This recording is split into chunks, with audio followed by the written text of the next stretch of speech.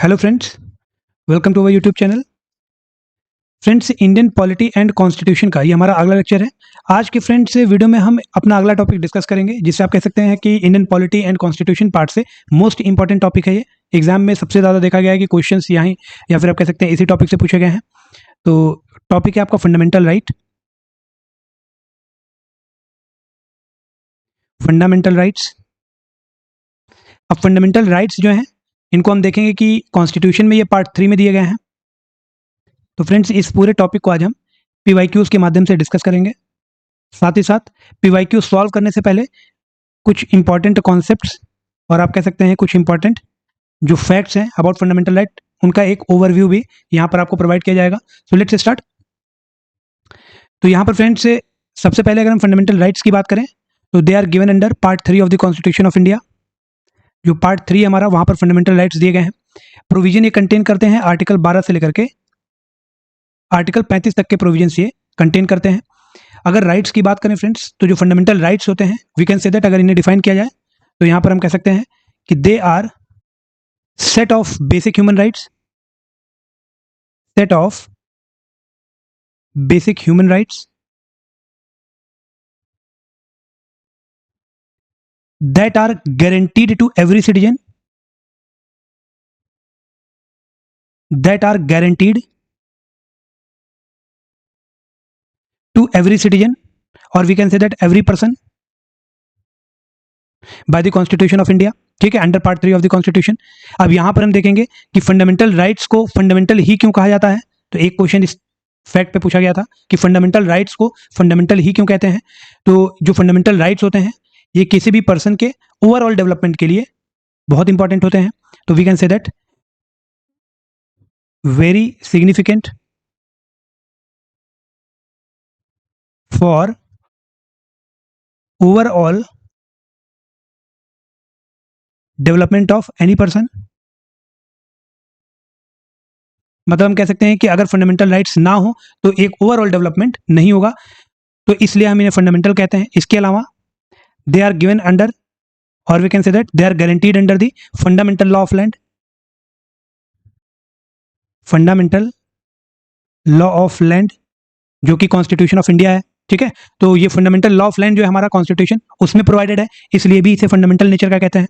तो ये सारे पॉइंट्स हम यहाँ पर मेंशन कर सकते हैं, and we can say that they are very important for the dignity of a individual, और we can say that unity and integrity of the nation. अगर हम डिग्निटी प्रोवाइड करेंगे थ्रू फंडामेंटल राइट्स तो unity और integrity भी हमारी secure रहेगी। तो इसलिए फंडामेंटल नेचर के हैं, तो ये भी आपको पता होना चाहिए। इसके अलावा फ्रेंड, जो फंडामेंटल राइट्स होते हैं they are provided irrespective of religion, race, caste और सेक्स। तो यहाँ पर हम लिख सकते हैं they are provided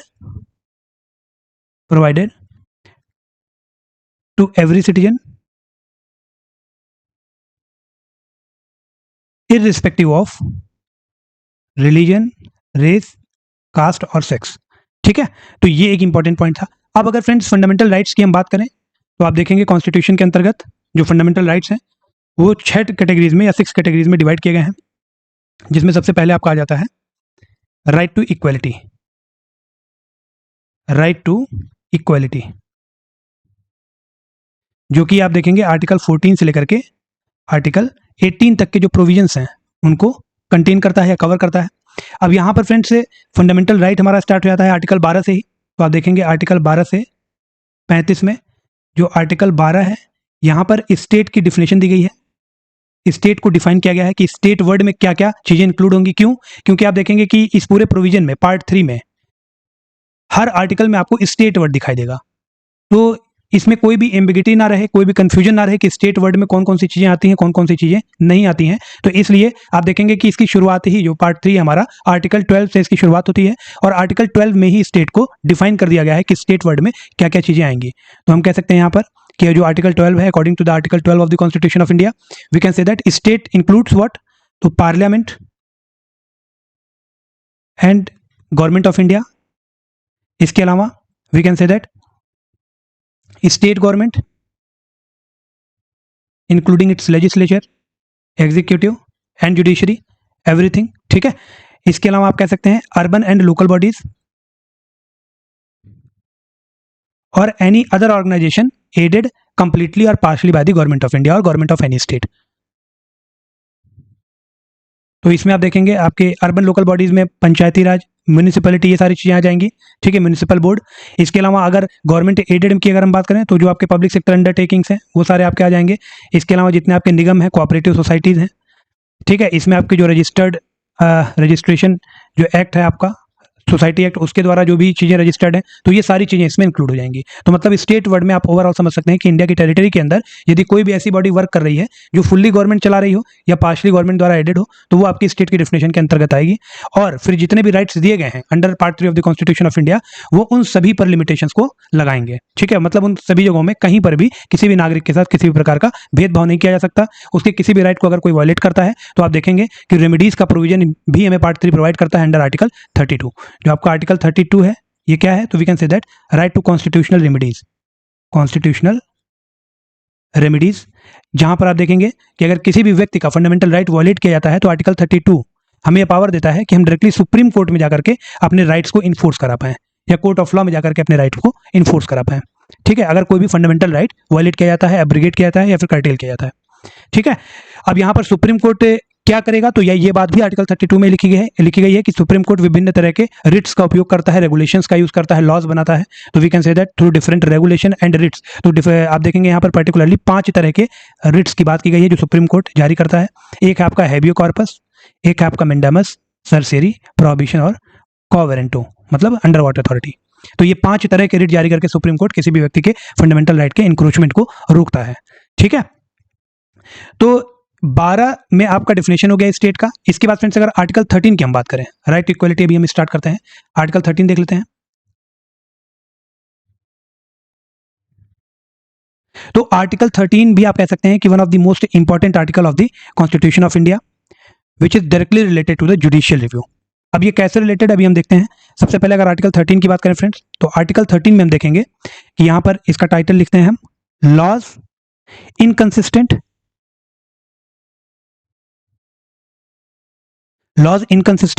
with or in derogation of fundamental right,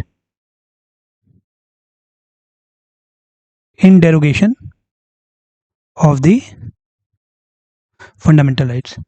अब यहां पर बेसिकली उन लॉज की बात की जाती है जो फंडामेंटल राइट्स के अनुसार नहीं है या उनके अनुकूल नहीं है। ठीक है, फंडामेंटल राइट जितने भी प्रोवाइडेड है कॉन्स्टिट्यूशन के अंतर्गत, पार्ट 3 के अंतर्गत जितने भी मौलिक अधिकार दिए गए हैं, यदि कोई लॉ बनाया जा रहा है या कोई लॉ पहले से मौजूद है तो वो उनके अनुसार है कि नहीं है। कहीं वो लॉ ऐसा तो नहीं है कि फंडामेंटल राइट में लिखे किसी प्रोविजन को कर्टेल कर रहा हो या वायलेट कर रहा हो। ठीक है, तो आर्टिकल 13 में 2 क्लॉज लिखे गए हैं। जो आर्टिकल 13 क्लॉज 1 है, आर्टिकल 13 क्लॉज 1, ये हमें क्या बताता है? तो आप कह सकते हैं अकॉर्डिंग टू आर्टिकल 13 क्लॉज 1, यहां पर हम कह सकते हैं कि जो प्री कॉन्स्टिट्यूशनल लॉज हैं, जो आपके प्री कॉन्स्टिट्यूशनल लॉज हैं, उनकी वैलिडिटी चेक की जाती है संविधान के अनुसार। ठीक है, कि जो प्री कॉन्स्टिट्यूशनल लॉज का क्या मतलब हुआ कि हम कह सकते हैं before the commencement of the constitution, मतलब 26 जनवरी 1950 से पहले अगर कोई भी लॉ कंट्री में बनाया गया है तो वो वैलिड है या नहीं है, इसको हम चेक करते हैं कॉन्स्टिट्यूशन के तर्ज पर। अगर कोई लॉ पहले से मौजूद है, 26 जनवरी 1950 से पहले बना है भारत के अंतर्गत, तो वो लॉ कॉन्स्टिट्यूशनल है कि नहीं है, मतलब आर्टिकल आप कह सकते हैं 12 से 35 तक लिखे गए किसी भी प्रोविजन को कहीं वो कर्टेल तो नहीं कर रहा है। तो इस पर्टिकुलर चीज की वैलिडिटी चेक की जाती है आर्टिकल 13 क्लॉज 1 के तहत। और यहाँ पर कहा जाता है कि any pre constitutional law, any pre constitutional law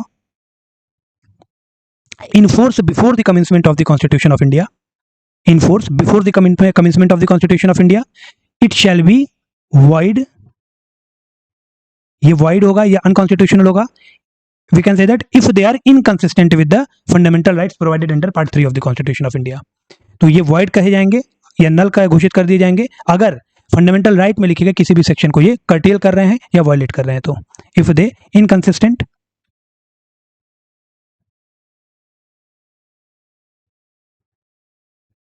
to the rights provided under Part 3 of the Constitution of India, तो यहां पर उन सभी प्री कॉन्स्टिट्यूशनल लॉज की बात की गई है जो संविधान के कमेंसमेंट से पहले भारत के अंतर्गत बनाए गए थे। इसके बाद अगर आर्टिकल 13 क्लॉज 2 की बात करें हम, तो यहीं पर देख लेते हैं आर्टिकल 13 क्लॉज 2। तो आर्टिकल 13 क्लॉज 2 हमें क्या बताता है, इस जगह पे हम देख लेते हैं, इसको खाली है। तो 13 क्लॉज 2 हमें यह कहता है कि यहां पर उन लॉज की वैलिडिटी की बात की जाती है जिन्हें पोस्ट कॉन्स्टिट्यूशनल कहा जाता है। मतलब 26 जनवरी 1950 के बाद अगर कोई लॉ स्टेट के द्वारा बनाया जा रहा है तो उसे ऐसा नहीं बनाया जाएगा कि वो संविधान में पार्ट 3 में वर्णित किसी भी फंडामेंटल राइट को वायलेट कर रहा हो। ठीक है, तो 13 क्लॉज 2 जो है ये सिंपली में क्या बताता है, we can say that state shall not make any law. अब यहाँ पे ये जो स्टेट है इसकी डिफिनेशन कहाँ दी गई है, तो आर्टिकल 12 में, ये जो हम लोगों ने यहाँ पर डिस्कस किया है। तो state shall not make any law which takes away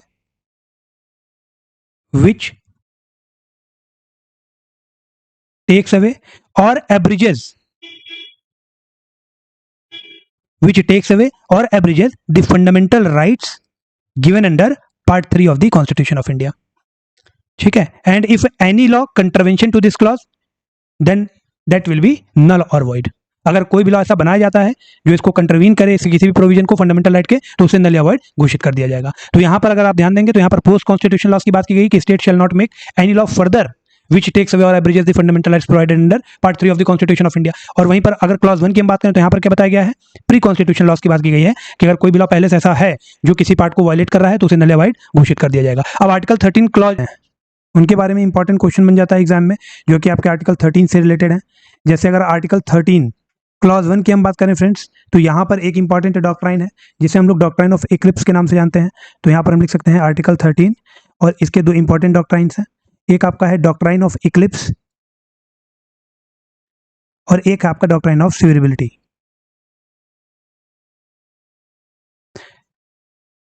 अब यहां ध्यान दीजिएगा, डॉक्ट्राइन ऑफ इक्लिप्स जो है it is related to article 13 clause 1 और डॉक्ट्राइन ऑफ सीवरेबिलिटी का जो कंपोनेंट है वो दोनों ही क्लॉज में हमें दिखाई देता है, चाहे वो आपका आर्टिकल 13 क्लॉज 1 हो या आपका आर्टिकल 13 क्लॉज 2 दिया हो। अब डॉक्ट्राइन ऑफ इक्लिप्स क्या कहता है, तो we can say that according to the doctrine of eclipse any law which was made before the commencement of the constitution must be consistent with the part 3 of the constitution of India। तो जो Eclipse है, doctrine of Eclipse, इसके अनुसार हम कह सकते हैं कि any law which was made before the commencement of Constitution of India that must be consistent with the provisions given under part 3 of Constitution of India। इसका मतलब जो डॉक्ट्राइन ऑफ इक्लिप्स है वो हम कह सकते हैं कि it is we can say that they are for the pre constitutional laws, pre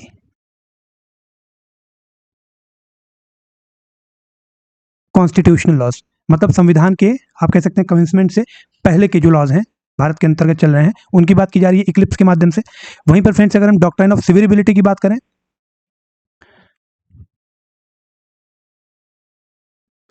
तो यहां पर दोनों जो आपके चाहे प्री कॉन्स्टिट्यूशनल लॉज हो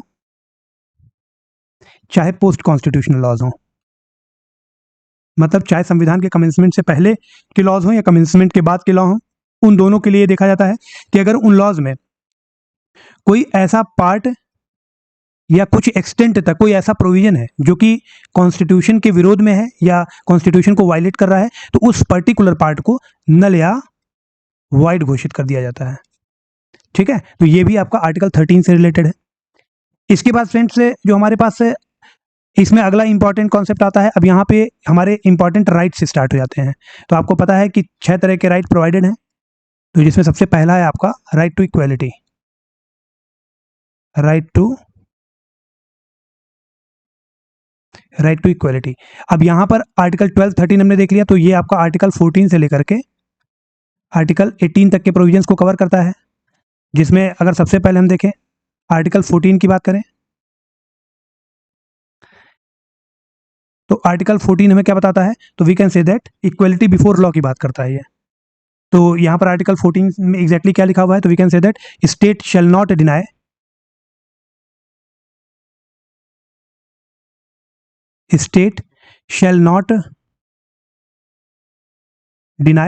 एनी पर्सन, और we can say that state shall not deny to any person. Citizen यहाँ पर इसलिए नहीं कहेंगे क्योंकि केवल सिटीजन्स को ही नहीं ये प्रोवाइडेड है, ये आप देखेंगे सभी के लिए आर्टिकल 14।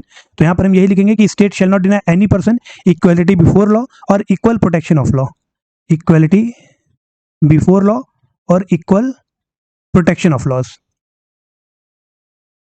अब यहां पे इक्वलिटी बिफोर लॉ जो है ये आपका ब्रिटिश ओरिजिन का एक कॉन्सेप्ट है, और इक्वल प्रोटेक्शन ऑफ लॉ जो है ये आपका अमेरिकन ओरिजिन का है।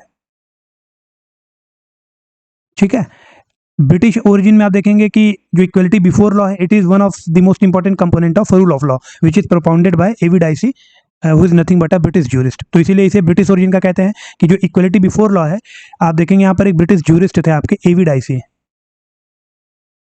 तो एवी डाइसी ने एक इंपॉर्टेंट कॉन्सेप्ट दिया था rule of law. Rule of law के तीन इंपॉर्टेंट कंपोनेंट थे, जिसमें एक था आपका इक्वलिटी बिफोर लॉ। तो यहां से जो इक्वलिटी बिफोर लॉ है, इसे आप कह सकते हैं आर्टिकल 14 में लिया गया कि state shall not deny any person, और we can say that the state shall not deny any person equality before the law और equal protection of laws with in the territory of India. तो यही आपका article 14 बन जाता है। ठीक है, अब यहां पर फ्रेंड्स आर्टिकल 14 में हमने देखा, इससे पहले फ्रेंड्स जो आर्टिकल 13 हमने देखा था, आप देखेंगे कि यही आर्टिकल आपका गेटवे भी कहलाता है, गेटवे ऑफ जुडिशियल रिव्यू। क्यों? क्योंकि आप पीछे प्रोविजंस अगर देखें आर्टिकल 13 के, तो यहां पर क्या लिखा था कि लॉज इनकंसिस्टेंट विद द और इन डेरोगेशन ऑफ फंडामेंटल राइट, कि ऐसा कोई भी लॉ नहीं बनाया जाएगा या कोई भी लॉ इंडिया में नहीं लागू किया जाएगा जो फंडामेंटल राइट्स में दिए गए प्रोविजंस को वायलेट करता हो। तो अगर वायलेशन कर रहा है कोई लॉ, तो यही गेटवे हो जाता है जुडिशियल रिव्यू का। तो फिर नागरिकों के पास या किसी भी पर्सन के पास अधिकार है कि वो सुप्रीम कोर्ट में डायरेक्टली जाकर के अपने राइट्स को इन्फोर्स करा लें अंडर आर्टिकल 32। तो सुप्रीम कोर्ट में जा सकते हैं अंडर आर्टिकल 32, और हाई कोर्ट में हम जा सकते हैं अंडर आर्टिकल 226। ध्यान रखिएगा, जो रिट ज्यूरिडिक्शन है सुप्रीम कोर्ट का वो 32 में दिया गया है, हाई कोर्ट का रिट ज्यूरिडिक्शन आर्टिकल 226 में प्रोवाइडेड है। ठीक है, तो अगर एग्जाम में पूछा जाए कि गेटवे ऑफ जुडिशियल रिव्यू या जो पहला इंस्टेंस है, कौन सा प्रोविजन है जो जुडिशियल रिव्यू के लिए रास्ता ओपन करता है, तो हम कह सकते हैं आर्टिकल जो 13 है हमारा, वो जुडिशियल रिव्यू का गेटवे भी कहलाता है। कोर्ट यहाँ से इंटरवीन कर सकता है, इस पर्टिकुलर आर्टिकल ने पावर दे रखी है कोर्ट को कि आर्टिकल 32 का इस्तेमाल करके वो इंटरवीन करे और जो राइट्स हैं उनको उनका इन्फोर्समेंट करे। ठीक है, तो फ्रेंड्स आर्टिकल 14 के जो दो कंपोनेंट थे, equality before law, equal protection law, ये मैंने ऑलरेडी आपको अभी बता दिया है। अब इसमें डिटेल में हम जाएंगे, केसेस भी बहुत सारे इन्वॉल्व हैं यहाँ पर, तो वो जब पर्टिकुलर आर्टिकल की बात करेंगे तो जाएंगे, अभी हम एक ओवरव्यू लेके चल रहे हैं। ठीक है, इसके बाद आर्टिकल 14 के बाद जो दूसरा इंपॉर्टेंट है जो राइट प्रोवाइडेड है कॉन्स्टिट्यूशन के अंतर्गत, वो आप देखेंगे आर्टिकल 15 के अंदर प्रोवाइडेड है। आर्टिकल 15 हमें क्या बताता है, और 14 to 18 जो है ये आपका राइट टू इक्वलिटी है। ठीक है, तो राइट टू इक्वलिटी का जो दूसरा आर्टिकल वो आर्टिकल 15 है, और आर्टिकल 15 में हम देखते हैं prohibition of discrimination on 5 grounds. prohibition of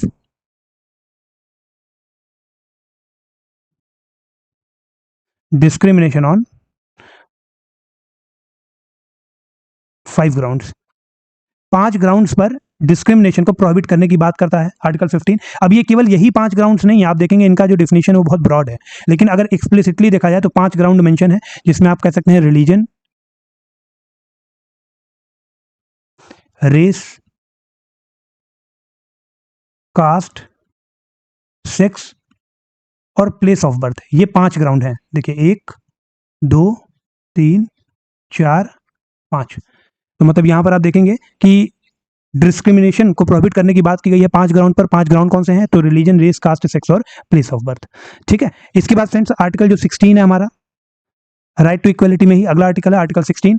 तो ये इक्वलिटी ऑफ अपॉर्चुनिटी की बात करता है इन matters of public employment. Equality of opportunity, equality of opportunity in matters of public employment. अब यहां पर आर्टिकल जो 16 है इसको आप देखेंगे तो लिखा हुआ है यहां पर कि no citizen shall be discriminated on 7 grounds. अब यहां पर ध्यान रखिएगा, अगर पब्लिक एम्प्लॉयमेंट की अपॉर्चुनिटी है तो यहां पर किसी भी व्यक्ति को डिस्क्रिमिनेट नहीं किया जाएगा on these grounds which are mentioned in the constitution. तो यहां पर 7 ग्राउंड मेंशन है। ऊपर वाले जो 5 थे आर्टिकल 15 के वो तो लिए ही गए, जिसमें religion, race, caste, sex, place of birth तो था ही। इसके अलावा डिसेंट और रेजिडेंस, ये 2 ग्राउंड और ऐड कर दिए गए आर्टिकल 16 में कि किसी भी व्यक्ति के साथ पब्लिक एम्प्लॉयमेंट के केस में डिस्क्रिमिनेशन नहीं किया जाएगा इन 7 ग्राउंड्स पर। No citizen shall be discriminated on the 7 grounds only of religion, race, caste, sex, descent, place of birth और रेजिडेंस। ठीक है, इसके बाद आर्टिकल राइट टू इक्वलिटी का ही आप देखेंगे अगला आर्टिकल हमारा आर्टिकल 17, जो कि अबॉलिशन ऑफ अनटचेबिलिटी की बात करता है, अनटचेबिलिटी को अबॉलिश करने की।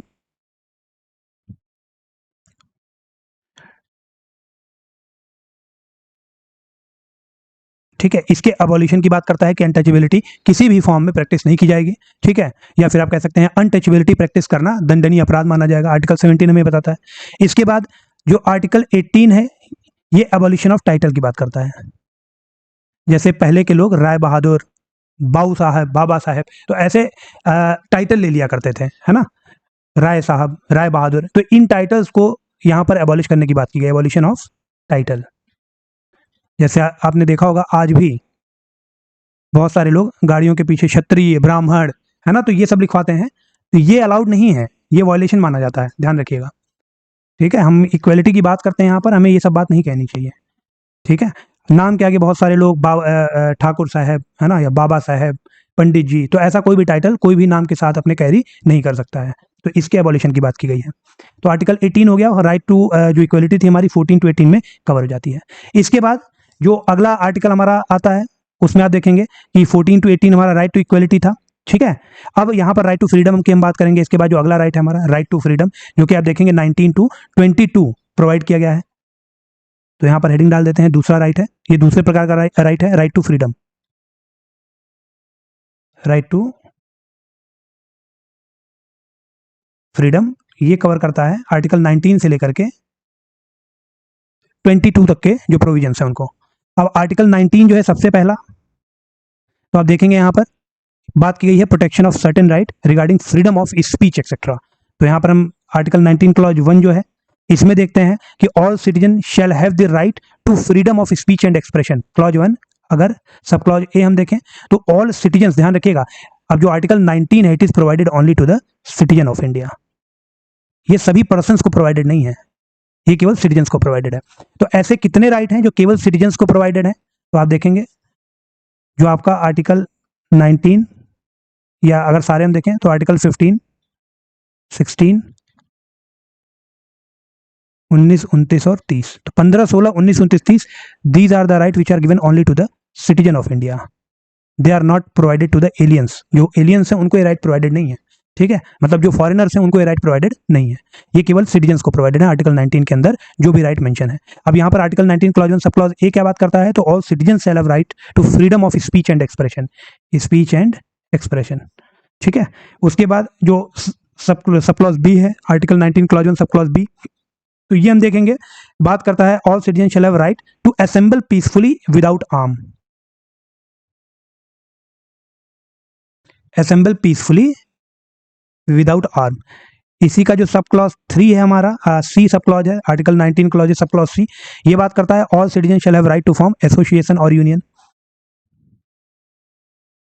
एसोसिएशन यूनियन, ठीक है। यहीं पर आप देखेंगे बाद में अमेंडमेंट किया गया और कोऑपरेटिव सोसाइटी ऐड किया गया। पहले के जो वीडियो हैं आप देखेंगे कि उसमें हम लोगों ने बात की थी कि किस अमेंडमेंट के द्वारा ये ऐड किया गया है, तो जल्दी से कमेंट सेक्शन में कमेंट करके बताएं कि कोऑपरेटिव सोसाइटी वर्ड जो है वो आर्टिकल 19 में किस अमेंडमेंट के द्वारा ऐड किया गया है, ये हम लोगों ने पहले डिस्कस किया है। इसी में जो सब क्लॉज डी है आपका, वो देखते हैं हम, बात करता है कि all citizen shall have right to move freely throughout the territory of India, move freely throughout territory of India. Territory of India का मतलब क्या हुआ कि स्टेट, यूनियन टेरिटरी या एक्वायर्ड टेरिटरी, हम इन तीनों की बात कर रहे हैं यहाँ पे। जो सब क्लॉज ई है हमारा, ये क्या प्रोवाइड करता है, तो citizen shall have right to reside, settle, reside and settle in any part of the territory of India. F की अगर हम बात करें तो यहां पर बात की गई है टू प्रैक्टिस एनी प्रोफेशन, ठीक है, प्रोफेशन, बिजनेस और ट्रेड।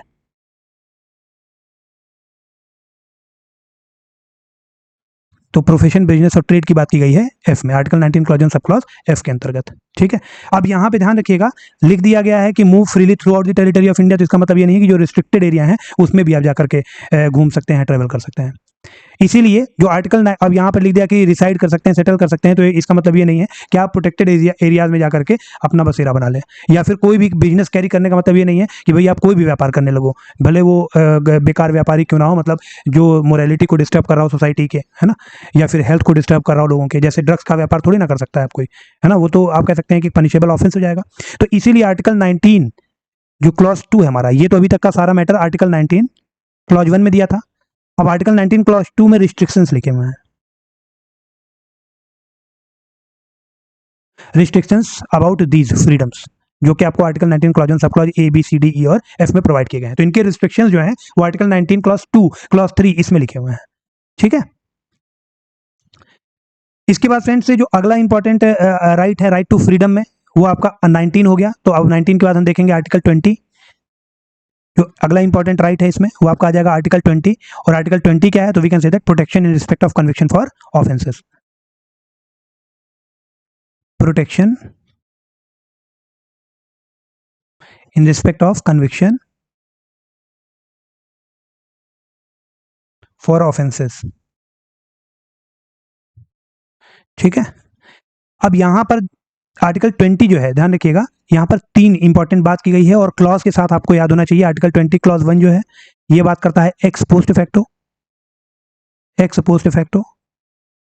आर्टिकल 20 क्लॉज 2 जो है वो बात करता है डबल जियोपार्डी, डबल जियोपार्डी। और आर्टिकल 20 क्लॉज 3 जो है ये बात करता है सेल्फ इंक्रिमिनेशन की।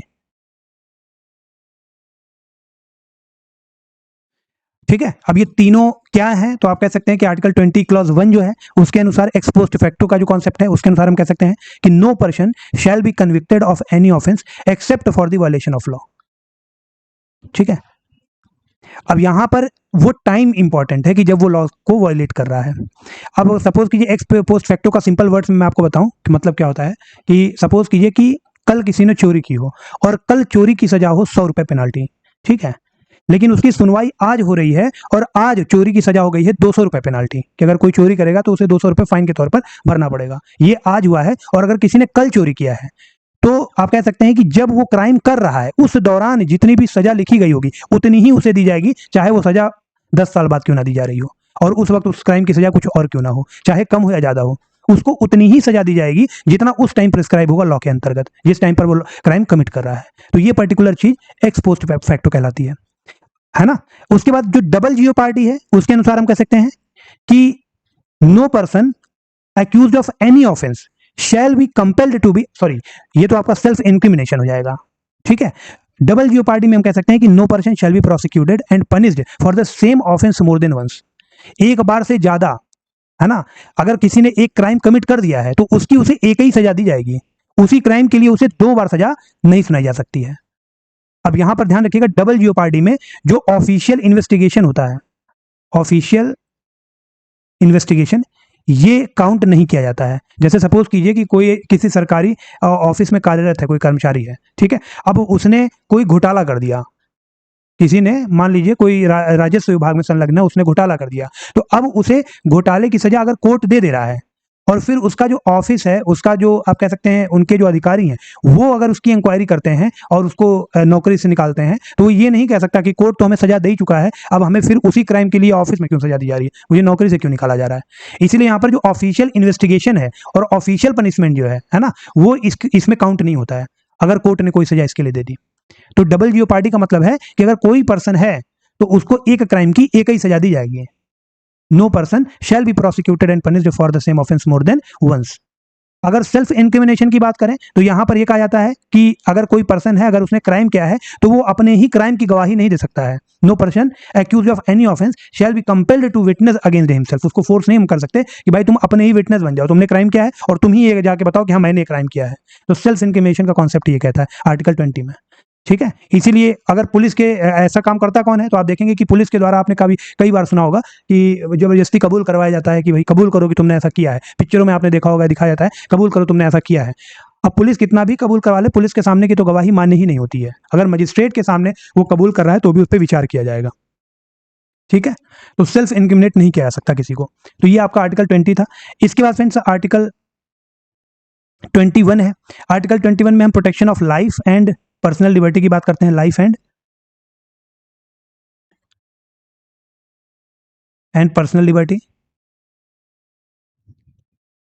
अब देखिए ये भी आपके सभी पर्सन के लिए है। आर्टिकल 20 भी आपका ऑल पर्सन के लिए था, नो पर्सन इसमें हमने पढ़ा है ना। आर्टिकल 21 भी सभी पर्सन के लिए, फॉर ऑल पर्सन, ये केवल सिटीजन्स के लिए नहीं है। सिटीजन्स के लिए केवल 15, 16, 19, 29, 30 इतने राइट हैं। तो आर्टिकल 21 क्या कहता है, लाइफ एंड पर्सनल लिबर्टी की बात करता है और इसमें हम देखेंगे no person shall be deprived, no person shall be deprived of his life and personal liberty except according to the procedure established by law. Procedure established by law. Law में जो भी प्रोसीजर बनाया गया है ना, उसके अलावा किसी भी पर्सन को उसके लाइफ या पर्सनल लिबर्टी से वंचित नहीं किया जा सकता।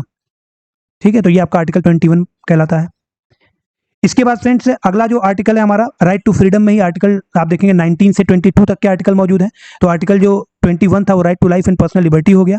अब इसके बाद हमारे पास अगला जो आर्टिकल है वो है आपका आर्टिकल 21A। ये बाद में ऐड हुआ है, तो इसको मैं चाहूंगा कि आप कमेंट सेक्शन में कमेंट करें कि किस अमेंडमेंट के द्वारा इसे ऐड किया गया है, क्योंकि पिछले क्लासेस में ऑलरेडी आपको मैं बता चुका हूं। तो जो आर्टिकल 21A है ये आपका राइट टू एजुकेशन है, राइट टू एजुकेशन। ठीक है, article 21A and it is not originally present in our constitution, it is added by an amendment. तो आपको कमेंट सेक्शन में बताना है कि किस अमेंडमेंट से ये ऐड किया गया है। और आर्टिकल 21A में क्या बताया जाता है कि स्टेट शैल प्रोवाइड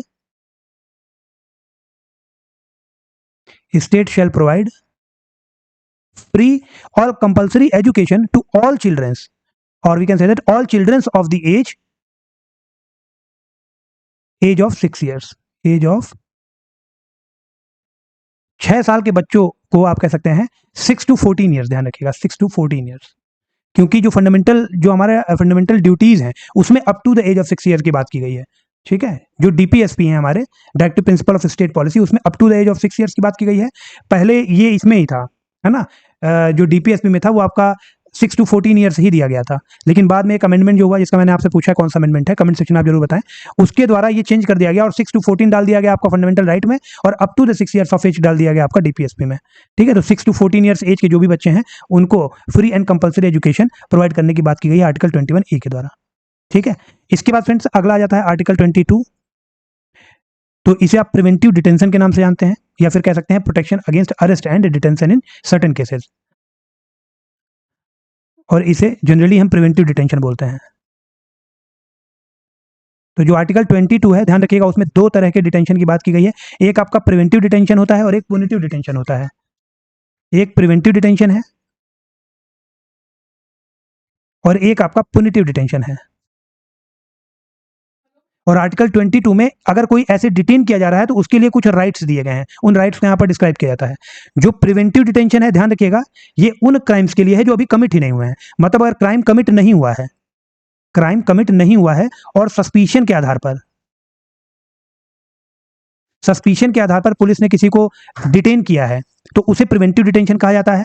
और ये डिटेंशन जो है मैक्सिमम 3 महीने का हो सकता है। इससे ज्यादा डिटेन करने के लिए एक स्पेशल बोर्ड से रिकमेंडेशन लेनी पड़ती है, जिसमें मजिस्ट्रेट वगैरह भी शामिल होते हैं। ठीक है, पुनिटिव डिटेंशन आप कह सकते हैं क्राइम कमिट हो चुका है, क्राइम हो जाता है, उसके बाद पुनिटिव डिटेंशन में डिटेन किया जाता है।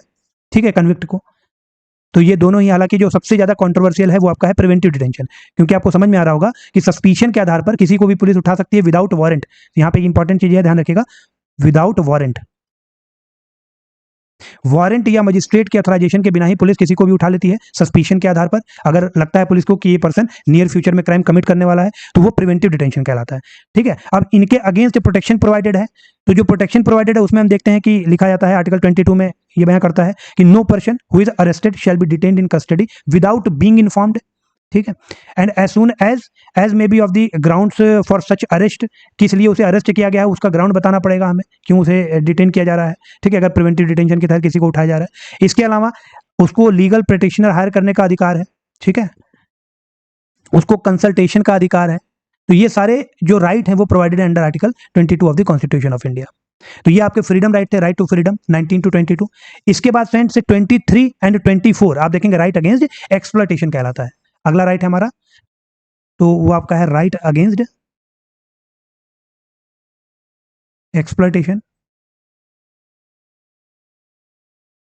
अब यहां पे 23 एंड 24 2 आर्टिकल आ जाते हैं। तो जो आर्टिकल 23 है हमारा, ध्यान रखिएगा, ये बात करता है prohibition of traffic in human being, prohibition of traffic in human being and forced labour, और इसी में बेगर भी शामिल है। ठीक है, इसी में बेगर्स को भी शामिल किया गया है। तो आप कह सकते हैं यहां पर traffic in human being and begar and other similar form of forced labour are prohibited and any contravention to this provision shall be an offence punishable by law. इसको प्रोहिबिट करने की बात करता है। उसके बाद आर्टिकल 24 जो है, इसके अनुसार आप देखेंगे कि prohibition of employment of children in factories की बात की गई है। तो employment of children in factories, employment of children in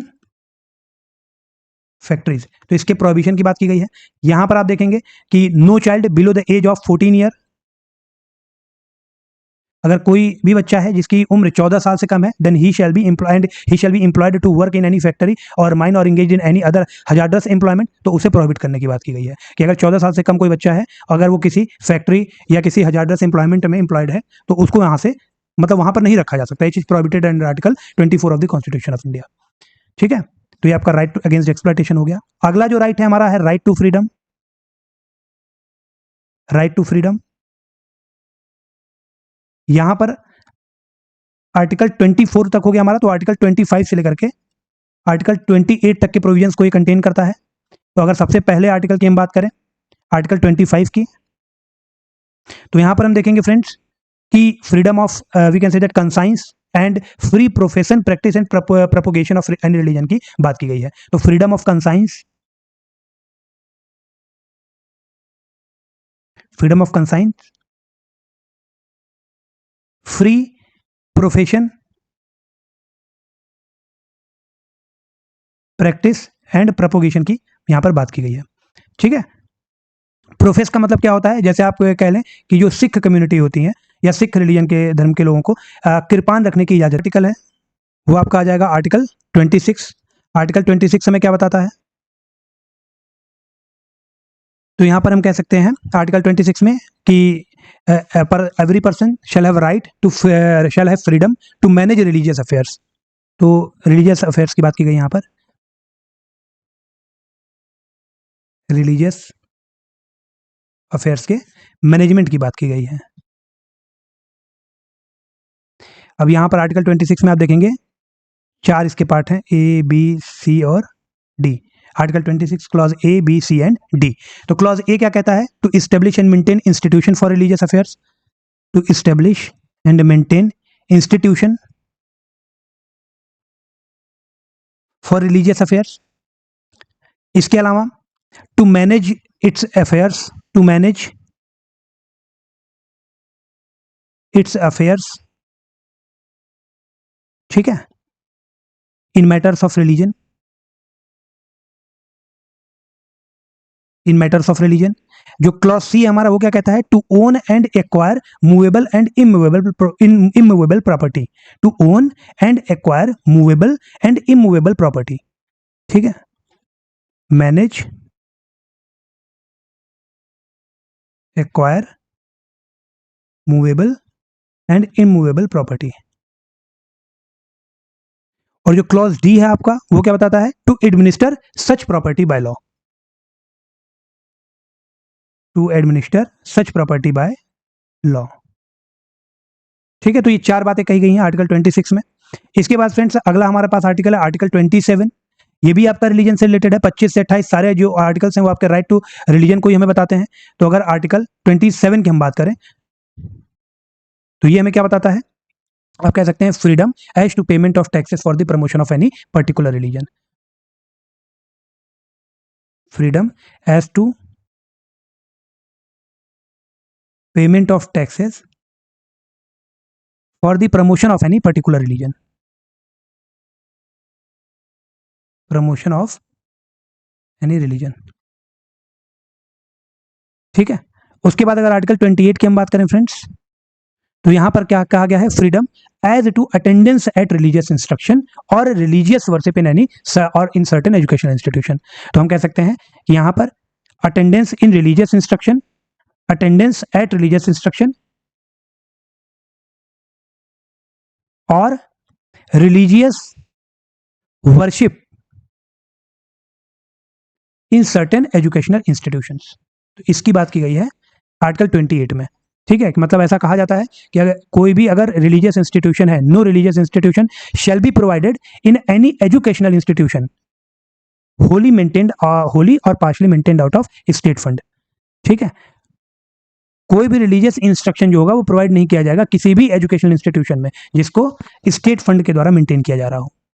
तो जो आपका आर्टिकल 28 है वो इस बात को प्रोवाइड करता है कि no religious instruction shall be provided, no religious instruction shall be provided in any educational institution wholly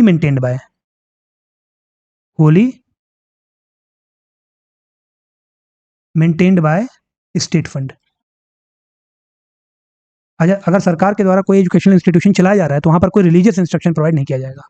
इसके बाद फ्रेंड्स आर्टिकल 29 और 30 ये आपके cultural rights, cultural and educational rights कहलाते हैं, cultural and educational rights. Article 29 में protection of interest of minority की बात की गई है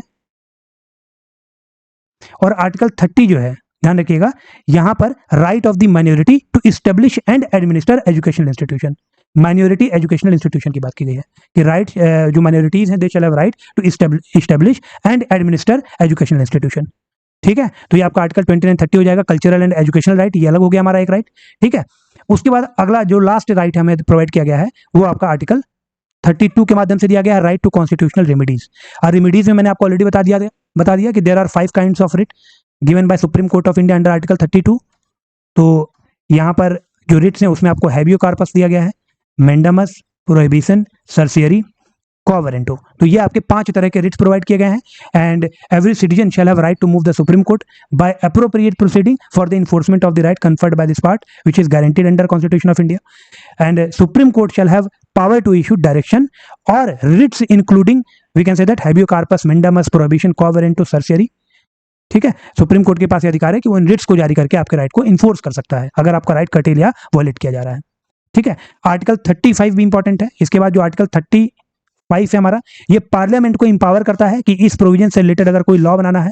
ठीक है, आर्टिकल 35 जो है कॉन्स्टिट्यूशन का, it allows parliament to enact laws to give effect to the provisions of the fundamental rights and to restrict their scope in certain circumstances. तो पार्लियामेंट के पास ये अधिकार है कि फंडामेंटल राइट सेक्शन में अगर कोई बदलाव करना है, ठीक है, अगर किसी प्रोविजन को इफेक्ट में लाना है, जैसे आर्टिकल 17 है एबॉलिशन ऑफ अनटचेबिलिटी। अब यहां पर abolition of untouchability punishable offence लिख तो दिया गया, लेकिन क्या ऑफेंस पनिशमेंट वहां पे तो मेंशन नहीं है कि क्या पनिशमेंट दिया जाएगा।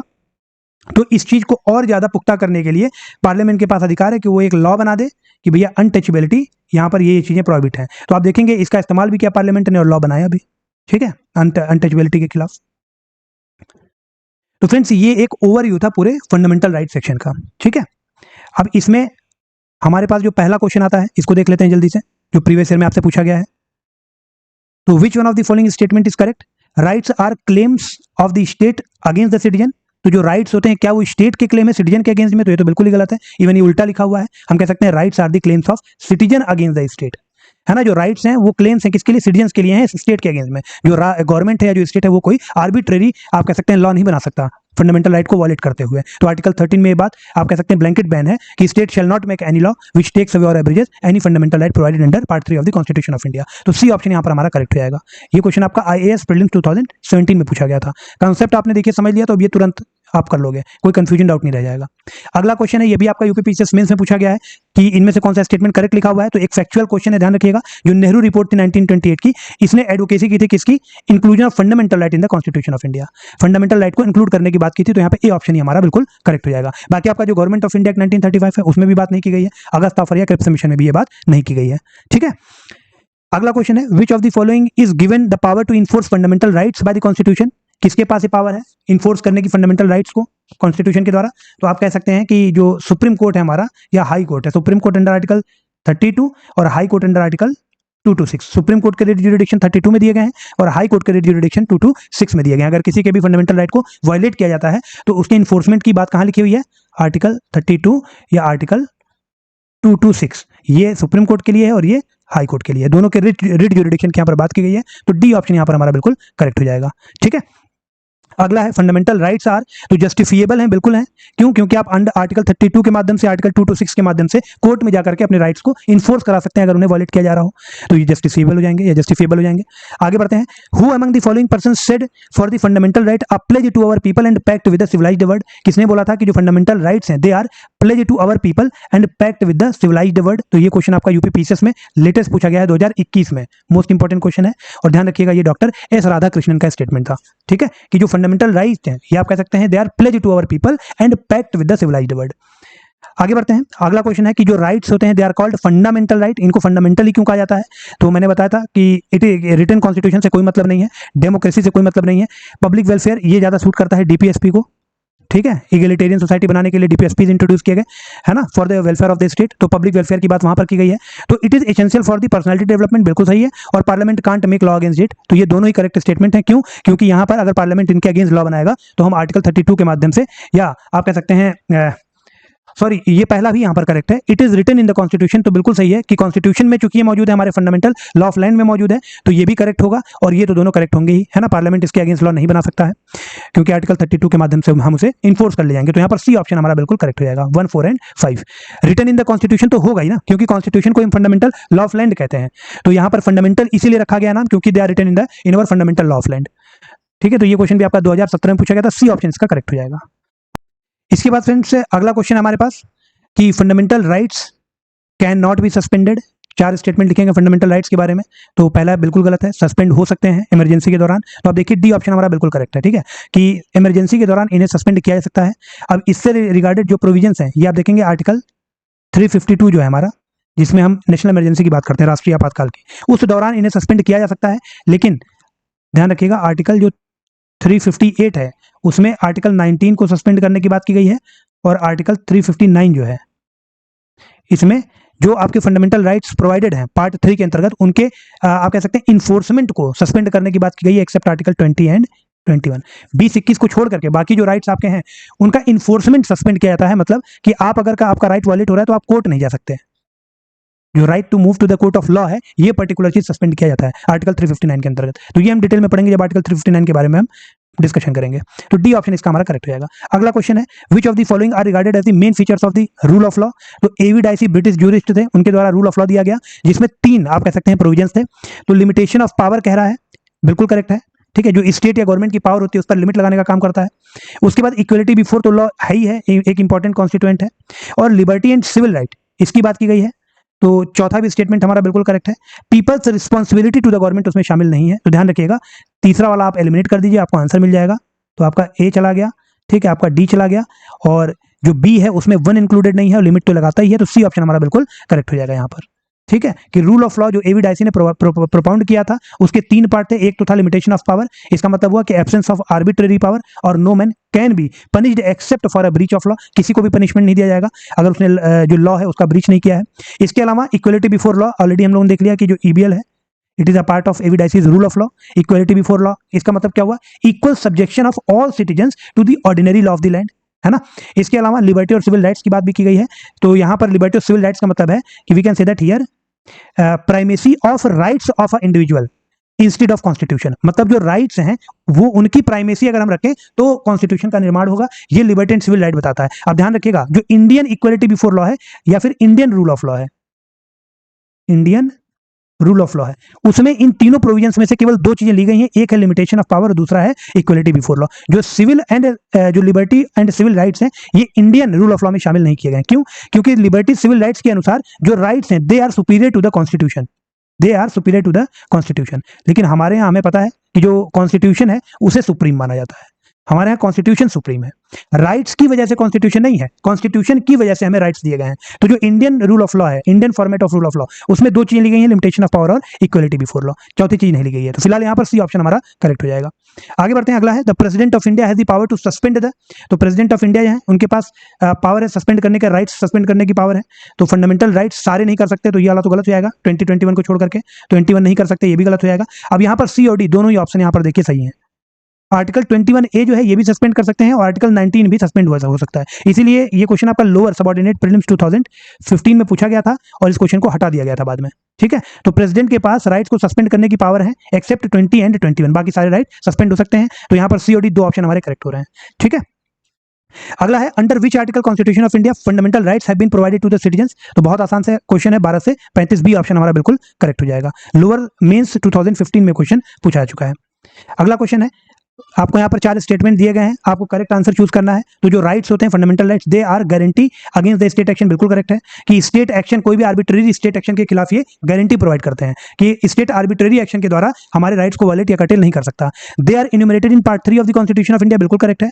दे ensure social, economic and political justice, तो ये भी करेक्ट लिखा हुआ है कि जो आप देखेंगे फंडामेंटल राइट्स में जो प्रोविजन लिखे गए हैं वो कहीं ना कहीं हमें तीनों तरह की जस्टिस प्रोवाइड करते हैं, सोशल, इकोनॉमिक एंड पॉलिटिकल। इसके अलावा they are unlike bill of rights of USA, तो ये गलत है, क्यों? Because they are like the bill of rights of in USA. जो यूएसए के बिल ऑफ राइट्स है, इवन बहुत सारे प्रोविजन तो डायरेक्ट एज इट इज वहीं से उठा लिए गए हैं। तो चौथा स्टेटमेंट हमारा गलत लिखा हुआ है, बाकी तीनों सही हैं। तो यहाँ पर सी ऑप्शन हमारा बिल्कुल करेक्ट हो जाएगा। तो यूपी पीसीएस में क्वेश्चन पहले पूछा चुका है। इसके बाद फ्रेंड्स अगला क्वेश्चन है, which one of the following articles of the Indian constitution puts an absolute limitation on legislative power. तो जो आर्टिकल 14 है हमारा, right to equality, equality before law, आप देखेंगे लेजिस्लेचर के ऊपर ये एब्सोल्यूट लिमिटेशन लगाने का काम करता है, इक्वालिटी बिफोर लॉ। आर्टिकल 14 के अंदर जो प्रोवाइड किया गया है, ये क्या कहता है? तो आर्टिकल 14 क्लॉज 2 जब आप पढ़ेंगे तो वहां पे लिखा हुआ है, state shall not deny any person equality before law और equal protection of laws. Clause 1 जो है इसका, हालांकि इसमें एक ही क्लॉज है, क्लॉज 1 आर्टिकल 14 में, तो state shall not deny any person equality before law and equal protection of laws, कि स्टेट के द्वारा ये किसी भी पर्सन को डिनाई नहीं किया जाएगा।